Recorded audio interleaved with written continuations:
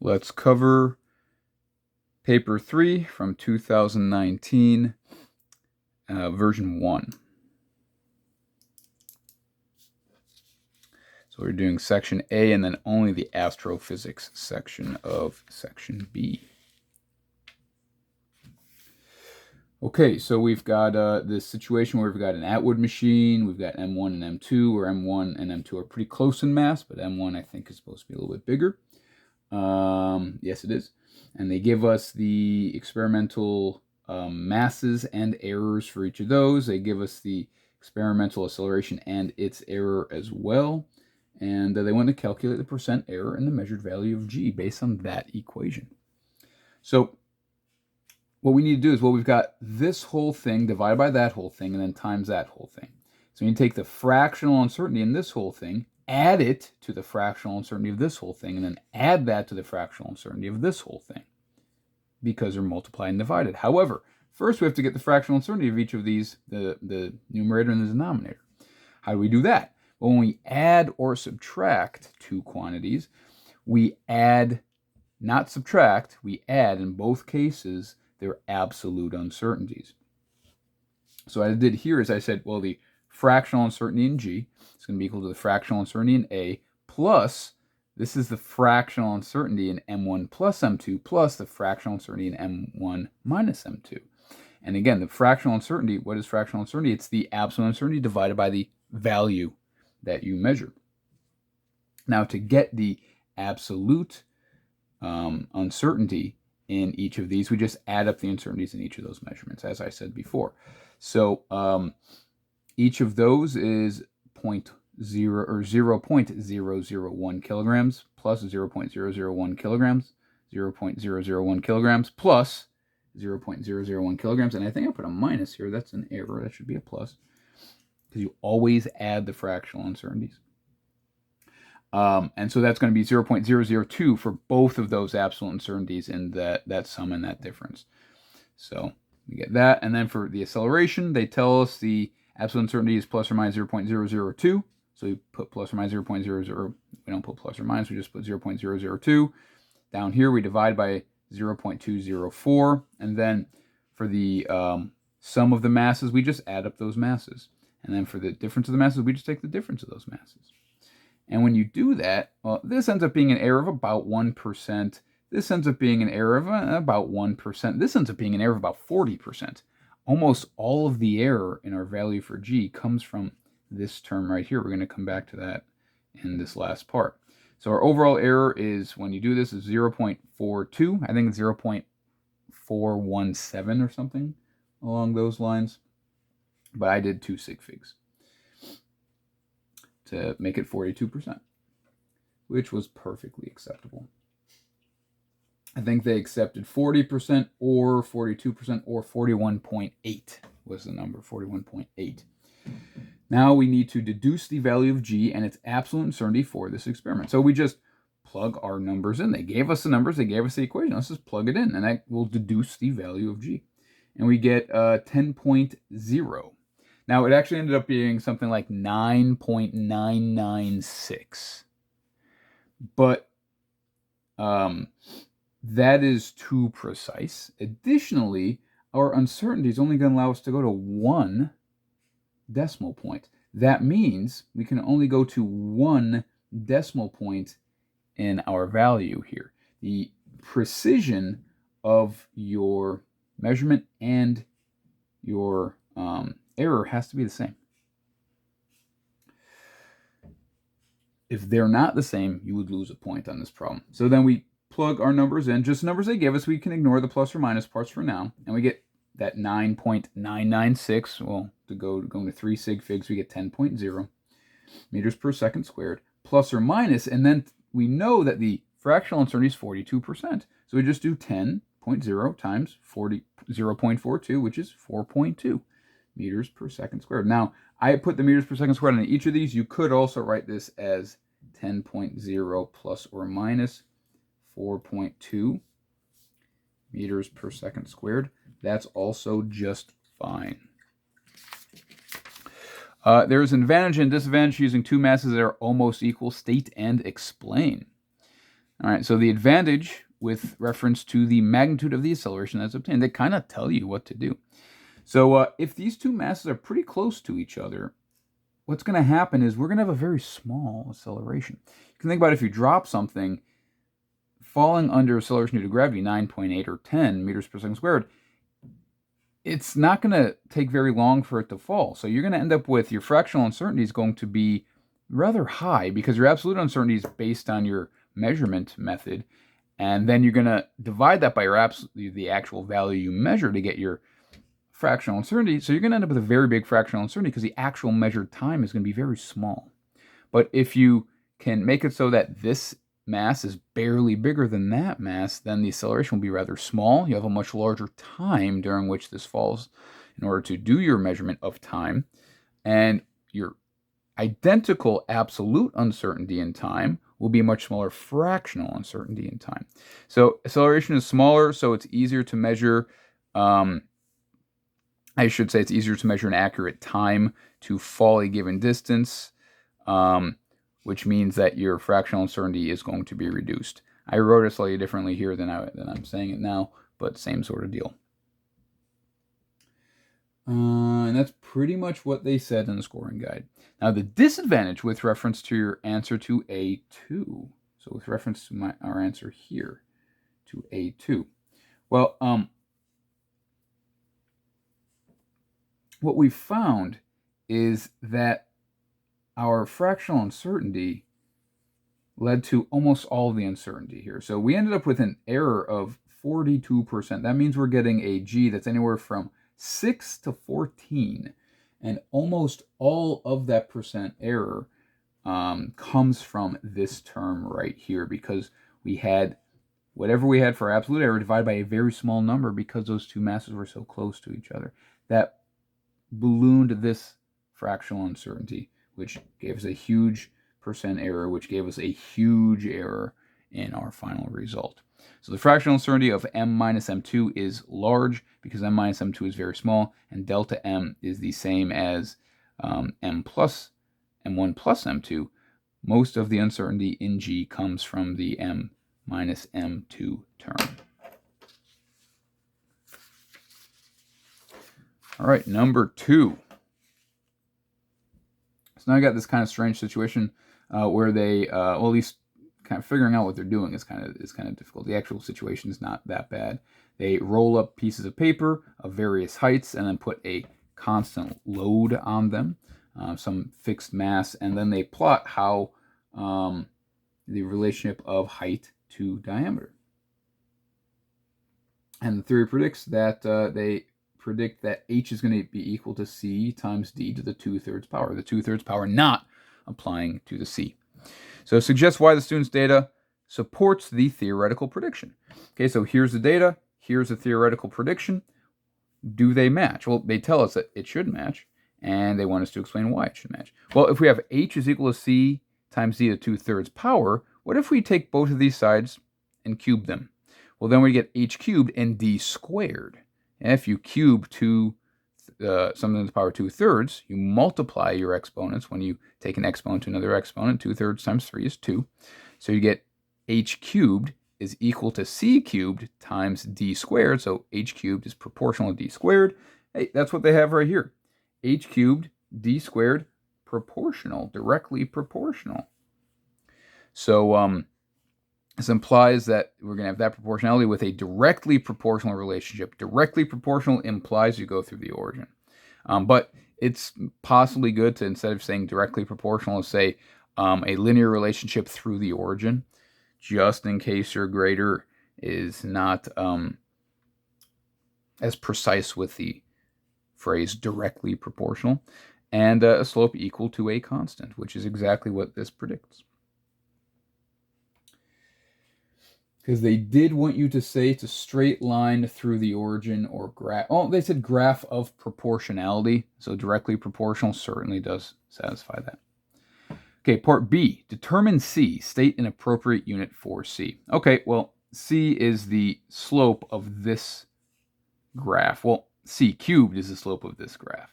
So we have to find the slope. So slope is going to be rise over run. I chose 2 points here. You want to choose points that typically are as far apart as possible, and if you can, points that go through crosses in your graph, because then you can fairly accurately determine what their values are. And so I did that. I got 2, 6, and 22, 66. When I do my rise over run, I get 3. So the slope is 3. Now, of course, 3 is c cubed. All right, so the slope is c cubed. To get c, I need to take slope to the 1/3 power. That's 3 to the 1/3 power, which is 1.4. Now the last part, this was 1 point, this was another point. The last point is for the unit. It says state an appropriate unit for c. Well, the unit here would have to be meters, because this h cubed has units of h as units of meters, so it's meters cubed. This d squared, d is units of meters, so this is meters squared. We need to have the same units on both sides of an equal sign, so this better have units of meters, so we can have meters times meters squared is equal to meters cubed. So this has units of meters, but to get c, we take the 3rd root of that, so c must have units of meters to the 1/3 power, or the cube root of the meter, you can say that as well, I suppose. Identify one factor that determines the value of c. Thickness of paper, the type of paper, how many times you roll it up, all kinds of things like that. Anything to do with the properties of the paper. They mentioned the type of, what do they say? The load. I suppose the load could have an effect on that as well. I suppose if you tape the paper or not after you roll it up. On to part D, or option D, which is part of part B. Okay, so we've got an HR diagram that shows the sun as a main sequence star X. So the sun and main sequence star X, don't worry about that. That's later.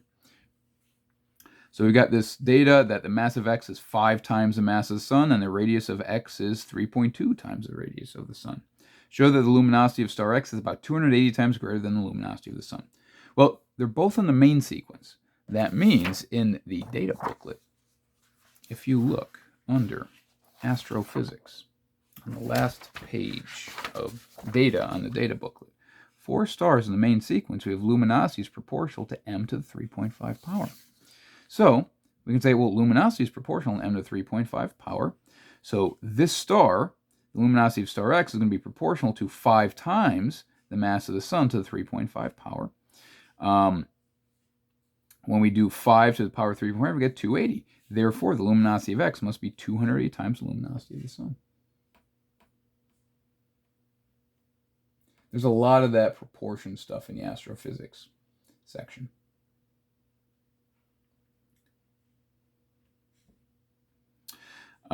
So now we want to determine the ratio of the surface temperature of star X to the surface temperature of the sun.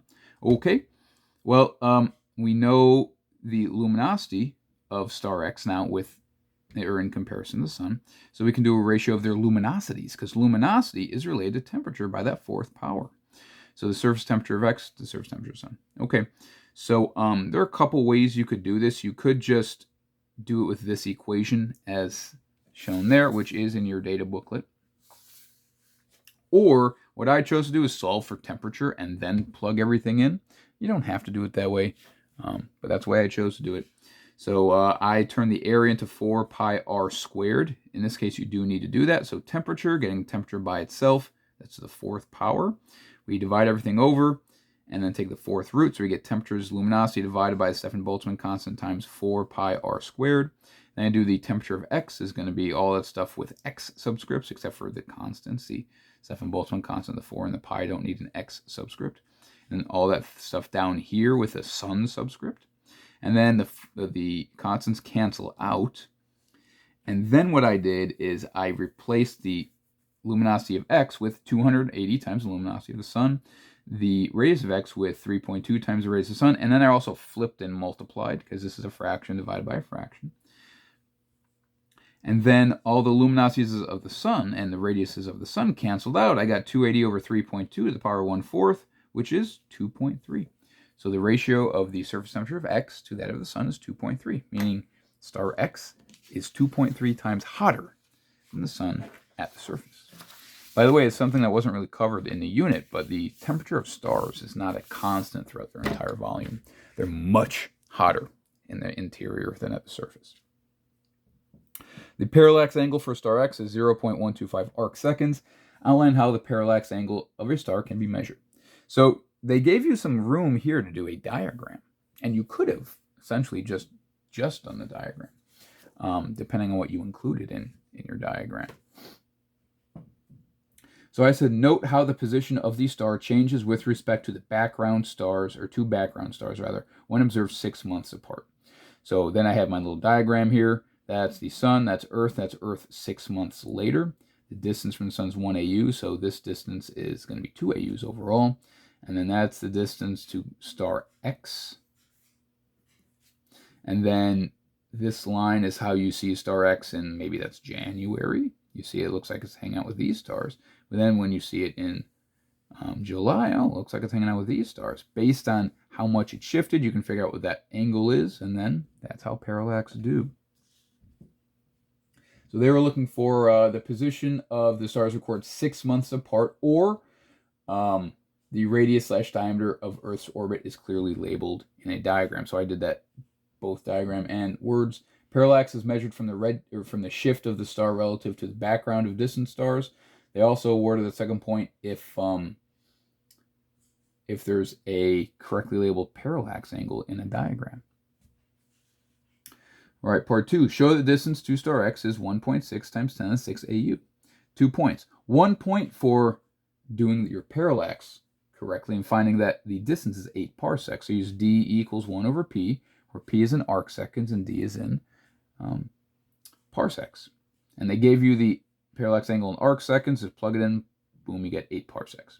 You might even be able to do this without a calculator. You might just be able to look at that and know that's 1/8, because 1/4 is 0.25. But now the second point is for correctly converting to AUs. So to do that, I have 8 parsecs. I multiply by 3.26 to convert parsecs to light years. Then I multiply by 9.46 times 10 to the 15 to convert light years to meters. And then I divide by 150 billion to convert, because that's the number of meters in 1 AU, to convert from meters to AUs. And I got 1.6 times 10 to the 6 AUs. I think it was 1.64 times 10 to the 6 AUs. So 1.6 million times farther from our sun than we are. The apparent brightness of star X is the apparent brightness of the sun is 1400 watts per square meter. That's the solar constant that is given to you in your data booklet. In the data booklet, though, they tell you 1,360, a little bit more precise. But here we just use 1400. Calculate in watts per square meter the apparent brightness of star X. Okay, well, they give you the equation for apparent brightness in the data booklet, which is luminosity divided by 4 pi d squared, where d is your distance to the star. And so we know the luminosity is, so we're going to do this as a ratio to the sun. At least that's the way I'm going to do it here. I suppose you could do it a different way. So we know the luminosity of star X is 280 times the luminosity of the sun, divided by 4 pi. Its distance, I did it in AUs. It actually doesn't matter what unit you use, because I'm doing this in distances from the sun, our distance from the sun. So it's going to cancel out anyway because I'm doing a ratio. And then square that, and then the sun's luminosity divided by 4 pi, and so you see that goes away. So I didn't even need to really do it as a ratio. And then I get that the ratio of these two is 1.09 times 10 to the negative 10. And then what I did, so that's the ratio, where its luminosity is only about 1/10 billionth the luminosity of our sun. Then just multiplied by the luminosity of our sun to find the absolute amount, which is 1.5 times 10 to the negative 7 watts per square meter.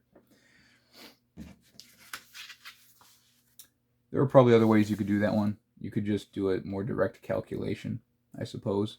I'm looking at the scoring guide right now. It looks like the preferred method in the scoring guide is pretty much what I did. Actually, it's exactly what I did. So here you'd have bx divided by b sun. And that b sun in the denominator there is why I ended up multiplying by 1400.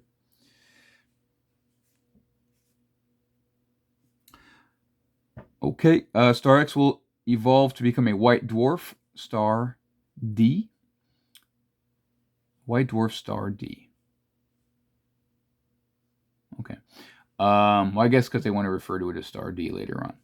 Label on the HR diagram the region of white dwarf stars. That's what this was. All right, so white dwarf stars are below the luminosity of the sun and to the left of the diagram. In the scoring guide, it gave you the point for any region below the luminosity of the sun and to the left of the diagram.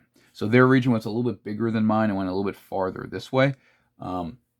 But as long as you had some region in here, it didn't have to be precise. All right, outline the condition that prevents star D from collapsing further. Well, gravity is trying to make it collapse, but it runs into electron degeneracy that stops it from collapsing. You can mention Pauli exclusion if you want to, because that's a source of electron degeneracy. But electron degeneracy is the easy, quick answer. Star D emits energy into space in the form of electromagnetic radiation. State the origin of this energy. Well, in white dwarf stars, there's no more fusion occurring. So it's just the thermal energy being radiated out from the heat that it still has from when it was fusing. And over time, that heat slowly goes away because it's being radiated out into the universe, and it cools down, becomes a brown dwarf, and just slowly dies. Predict the change in luminosity of the star D as time increases. Well, as it emits thermal energy, it's going to get cooler.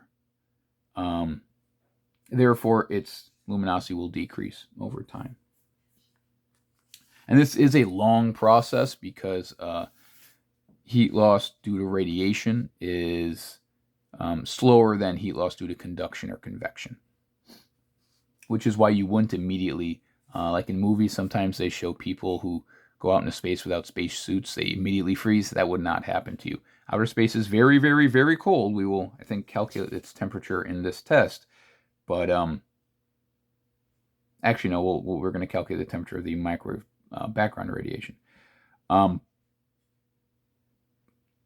space is obviously very, very cold in so much that there's not heat.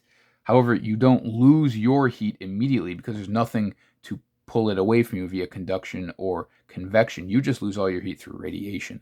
And at your temperature, you're not losing your heat that quickly through radiation. So it might not feel toasty warm, but you certainly would not freeze to death immediately.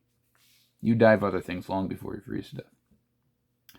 Light from a distant galaxy observed on Earth shows a redshift of 0.15. Outline was meant by redshift. I said an increase in wavelength of light received from distant galaxies. They said in the scoring guide something ever so slightly different, but I don't think it's different enough to make a difference. The received wavelength is longer than that emitted. You could also discuss, allow context of Doppler redshift as well as cosmological redshift. So Doppler redshift means the thing's moving away from you, therefore the wavelength gets bigger. Cosmological redshift, which is really what we think is going on, is that it's not that because it's moving away from you in space that the wavelength increases, but it's that the space between you is expanding, and that's what stretches the wavelength. Subtle difference. But they allowed you to discuss it in either term, or in either terms. Determine the distance to this galaxy assuming a Hubble constant of h0 is equal to 72 kilometers per second per megaparsec. Okay, we've got some equations in our data booklet that are relevant to this, that relate redshift to other things in Hubble's constant. So we've got velocity is equal to Hubble's constant times distance. That seems useful because we want to determine the distance. We know the Hubble's constant. But we need the velocity. Hey, we can get the velocity from here because I see velocity, speed of light, I know that, and z, they gave us that. So we can use this equation to get velocity and then use this equation to get distance. So I said z is approximately equal to v over c, and v is equal to h0 over d. So then I just put h0 over d in for v. You don't have to solve the exact same way I did, but that's what I did. And then I solved this for d by multiplying the c and dividing by the h0, then just plugged and chugged. Z they gave us is 0.15. Speed of light is 3.00. They give us 3.00 times 10 to the 8 meters per second in the data booklet. And Hubble's constant is 72. So you might be wondering, where does this come from? Well, this is kilometers. This is meters. Kilometers per second per megaparsec, meters per second. So that's why I did that. Now, in the data booklet, instead of changing this, they changed this to 3 times 10 to the 5. Either way, it makes absolutely no difference. And you get 625 megaparsecs. Why megaparsecs? Because that's what we have right there.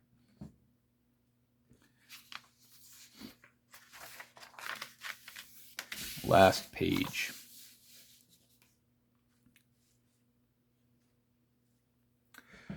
The cosmic microwave background radiation provides strong evidence for the Big Bang model. State the two main pieces of this evidence. Well, it's the same in all directions, and its temperature is what the Big Bang model would predict based on the wavelength that we observe. Now, there are ever so slight variations, which there better be, otherwise we wouldn't exist. But those are variations on not something like 1 Kelvin or even 1/10 of a Kelvin. Those are variations on a much smaller scale than that. So it's pretty much the same. It's kind of like if I show you a graph, and this is the graph. Oh, it's a straight line, but then I zoom in really close, and then I can see the graph is doing this sort of thing.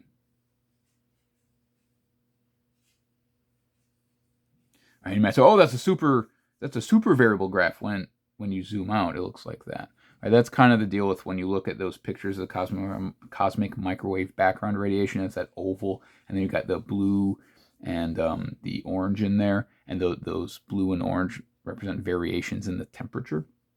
Those are very small variations. Those are variations like this. So it is pretty much the same in all directions. A fancy word for that is isotropic. And its temperature is what we would predict. So what do they give you? So they say the radiation has a black body spectrum. It's black body radiation. That's one possible point. The radiation is highly isotropic or uniform, same in all directions. And it matches the predicted wavelength or temperature if Big Bang had increased or cooled by expansion. So there's only 2 points, so you can just collect as many as 2 of those points. Last part, the graph shows variation of the intensity I of the cosmic microwave background radiation with wavelength lambda. Determine using the graph the temperature of the cosmic microwave background radiation. So for this, we are going to use this equation, that for black body radiation, or black body emitters, we have the lambda max, the wavelength maximum, times the temperature is equal to 2.9 times 10 to the negative 3. So now we just find where the maximum is. It looks like it's right there, although it might be a little tiny bit to the left. But that's really close to a vertical line. So I'm going to go with that. And that looks like it's one vertical line to the left of the 1. And there's 1, 2, 3, 4, 5, 6, 7, 8, 9, 10. So that must mean that's 1.1.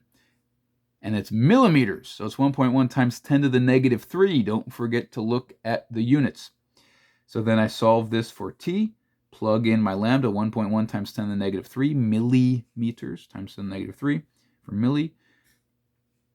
And then, well, in this case, the times 10 to the negative 3's kind of cancel out. You can just do 2.9 divided by 1.1. You get 2.6 Kelvin. Pretty cool. Because it's expanded so much over the course of nearly 14 billion years. And there you go. That is paper 3 of the May 2019 version 1 exam. Have a nice day.